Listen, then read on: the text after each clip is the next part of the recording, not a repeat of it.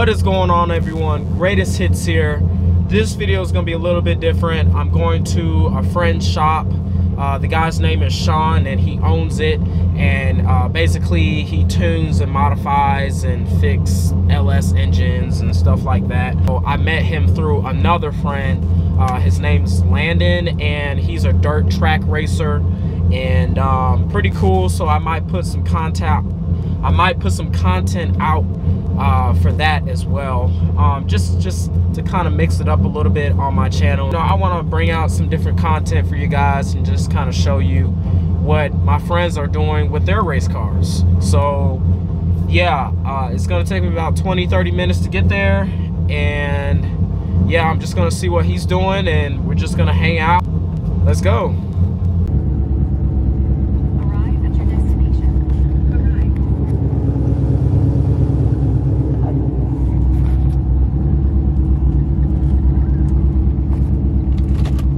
No crap, it sounds mean, man. Yes, sir. I know you heard me. Yeah, I did. I was almost under the car. Wow. Well, David's here. Yep. What's up, man? Not much, man. Just working and, you know, living life and trying to move out of my parents' house soon. Probably won't be until next year in July. But, you know. So this is a little project, huh? Yes, this is a Acura. What's a 2000? What's this? 2005 Acura RSX. It's just a base model. Yeah, so yeah. It's got the K20 A3 in it with the automatic transmission. Yeah. But it is getting swapped to the Type S engine, and a 5-speed manual is going in it. Cool, man. We've got the engine in there. Here, you come over. You can look at this one. Yeah. Here's the other one. This was actually wrecked. Yeah. This is one that's going to be a race car too. Just for right now. The original plan was at the beginning of the season, or really in the winter, was to build this one. Yeah. And then, you know, I just realized that this is going to take a long time to do. There's a guy I know over in Moss Point, Mississippi, which kind of towards down the coast. Okay. Yeah. All right. He's actually he's got his own YouTube channel called Fleming Family Racing, so yeah, go check that out. All right. Well, yeah. He had that car for sale on Facebook, and man, he really had a good price on it. So went down last Friday night and got it, and started working on it on Sunday. But the 5 speeds in there, we got to get it out. Of course, get all the clutch stuff out, get the shifter out, and then after that, we're going to set that car up, and that car's going to be built. Sweet. Probably this winter. Damn. So, all right then. Yep. Sounds good. I'll be putting out some content whenever you start dirt track racing again, and we're gonna shoot. Doing the whole. Yeah. We're gonna shoot to have the blue one done by July. Maybe quicker. It just depends on how much money flows and how much time I get to fiddle with it. But yeah. True. As of right now, that seems to be the game plan. Awesome. Awesome. We live. And Shane also, he works on those big trucks around here too. No, actually, Shane does just the cars. Shane's wife's brother does the 18-wheelers. Okay. Yeah, it's like one of the best 18-wheeler mechanics, really. I haven't heard one person say that he's horrible at it. I mean, as you can tell, he's got like 50 of them out here. Yeah. He must be pretty good. Guys, I've been in that shop over there, and when I tell you, I've never seen the biggest cam in my life, or engine period, in them trucks. Bruh, they go, the cam is like this tall, down here to all the way up to my... Check out this valve cover. Good Lord. Look at this. Oh yeah. That's wild, man. That is freaking insane. And they're like inline engines too, right? They're like actually, these engine parts over here. Yeah. I have a Toyota Supra. Shit. Yeah. Okay. So that's all. I think Shane said that's all Supra parts. Oh, all Supra. Yeah, but over there. With the exception of the tranny, I mean. Yeah. You know, they're junk, but. Yeah. Cool. I'll show you guys some pictures that I took months ago of the engines that I saw for these big old trucks. Swap is going in it. Sweet. Man, that's gonna be a pain, huh? Well, not really. See the subframe right here, or the cradle, whatever you want to call it. Some people call it subframe, some people call it cradle. we're going to yank the motor off of this one, and then the subframe out of that one, it actually bolts right up to it. We'll have to get the mounts for it, but they're the same exact mounts. Got you. Okay. I haven't gotten up to speed with this car, but this car is freaking sick. So for dirt track racing. That is what you call in dirt racing. It's a midget. This runs off of a Honda 2. Yeah. This has a K20 A2 and it's built. And I'll send you a video of it running. Yeah. Because I never seen it run. Because this car doesn't have a transmission. It's direct drive. Yeah. So you have to push them off to get them started. And oh, really? it probably, I think Shane said it probably makes, if he was to guesstimate, probably no less than 340, maybe. To the wheels or just? Okay. Well, that's plenty because this thing is so light. Wait. I think with him in the car, it weighs 1,100 pounds. So.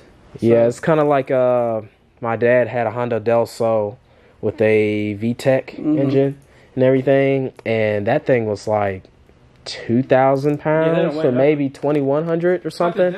And them things, bro, it sounded like and it felt like it was doing something. Seriously, that thing was. What a lot of people don't realize though about the Honda Acura world, everybody sees a Honda, they automatically think racer, but yeah, you know, people don't realize it. But these engines are like the LS of the 4-cylinder world. You know, you can do so much to them. Basically, yeah. Hell yeah. And I would say you'll see tonight, but they're not running this class tonight over in Macomb, the track we're going to. You still going, right? Tonight? Yeah. I think I'll be able to go. Yeah. Yeah, this motor in this car, it's towed. Yeah. It looks like it. It's got a blown head gasket. Oh, shit. So. Yeah. It's got. Well, it don't look like it. Oh, well, hold on. Well, here, it looks kind of milky. Yeah. Look right here. If I can get in there, for sure. It's all milky. Yeah. I mean, look at that. Yeah. Look at that. Yeah, it's pretty much done. All this crustiness, it adds about 5 horsepower. Yep. This blue paint job adds about 6, but. Yeah. Oh, and then these stickers. This sticker has to be at least 100, right? Yeah, at least 100. It makes it aerodynamically faster. Yep. But yeah, this thing is going to be, for what it's going to be, it's going to be really fast. That's cool. For the class, so. Alrighty. It's just my job not to wreck it. And if I had a season like I did last year, I'm hanging it up. Yes. Man, I just. Oh. You know, here, I'll show you one more thing here. So. Yeah, I just got a few more things on my car as well, and you know, like I want to put a gear in it and a few other things. So other than that, I'm still trying to get a daily, and after that I should be able to start, you know, going through classes and stuff and drag racing and doing it consistently and competitively and stuff like that. So when it comes to the drag racing world, I have zero clue. Yeah, so, you know, line up straight. It's just, you know, you have to have a daily. You just you have to. You know, I mean, if you don't have a daily and that breaks, you're screwed. You know, your project. Yep. You can see up here this hood right here. This was off the car that I won the championship in. Oh yeah, I remember that. You told me. The stickers on the side of the feature race we won. I'm missing one, but there was 10 of them that I won.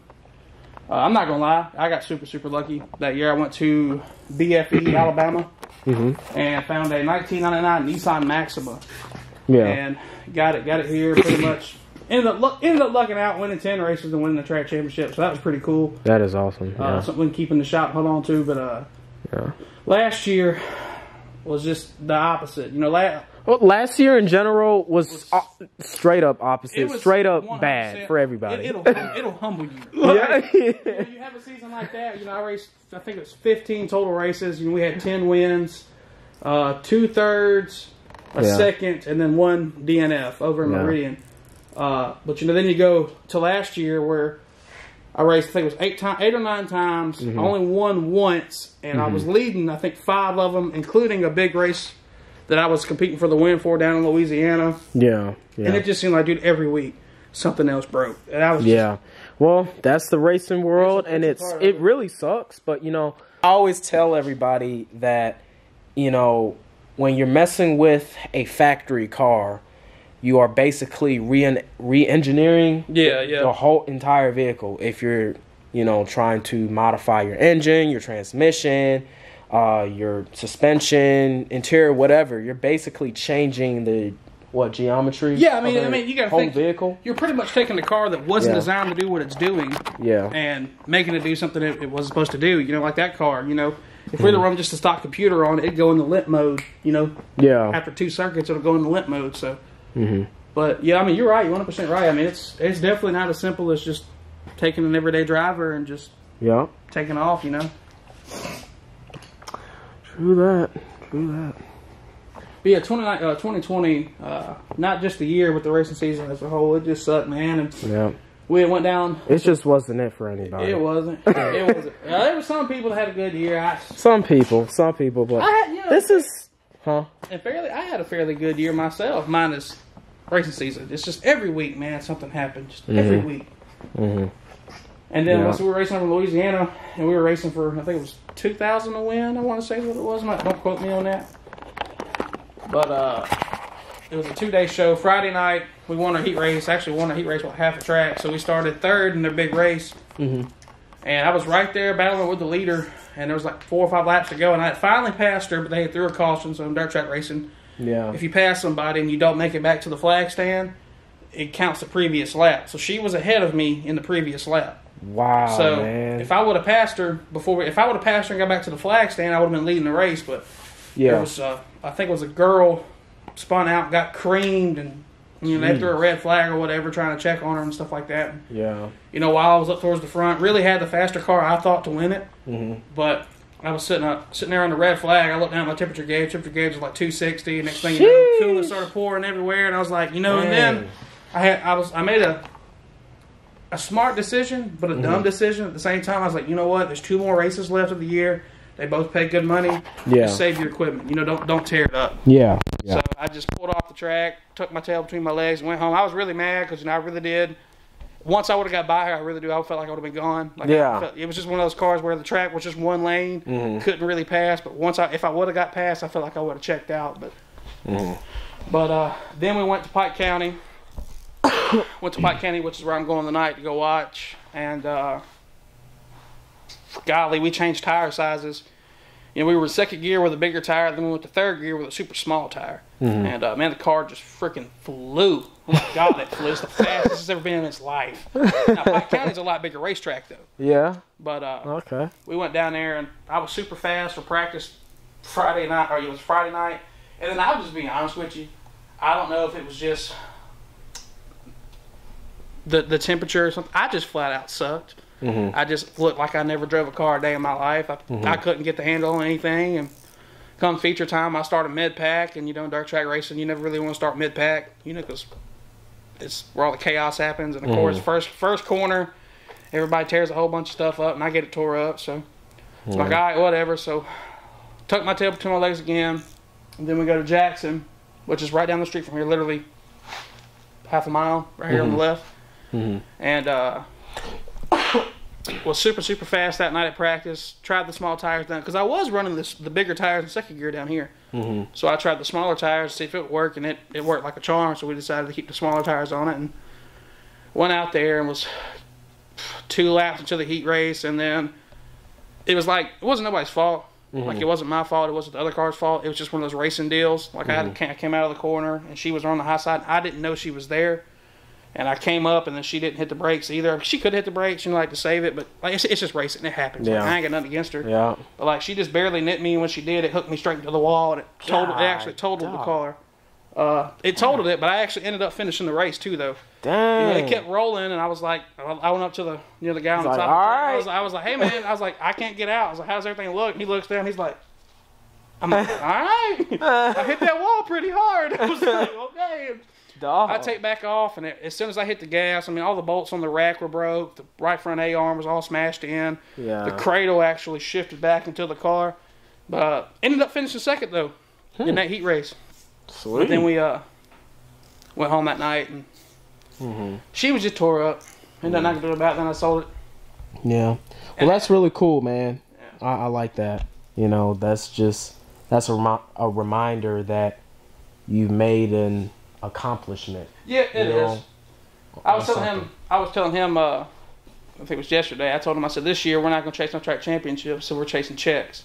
So we're going to put some checkerboards up, or some checks out there this year, hopefully knock off some of these crown jewel races in Mississippi. So yeah. So that car sounds good you got.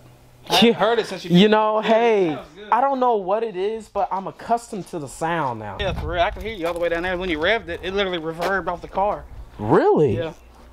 Well, you know, there's been having these bikers go by all day, and I was like, you know, they'd come by 3 or 4 times. I was like, well, that wasn't a bike. I was like,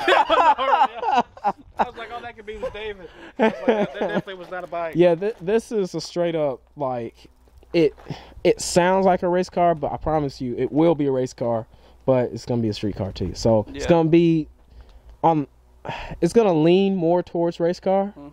But it's going to be street car too. That's pretty much it for this video, guys. I hope you guys like it. I'm going to try and keep up with the build at the best of my ability. Yeah, that's pretty much it. Greatest hits, out. Want to say something? Deuces. Go fast, turn left. Go fast, turn left. Yeah. Yeah, buddy.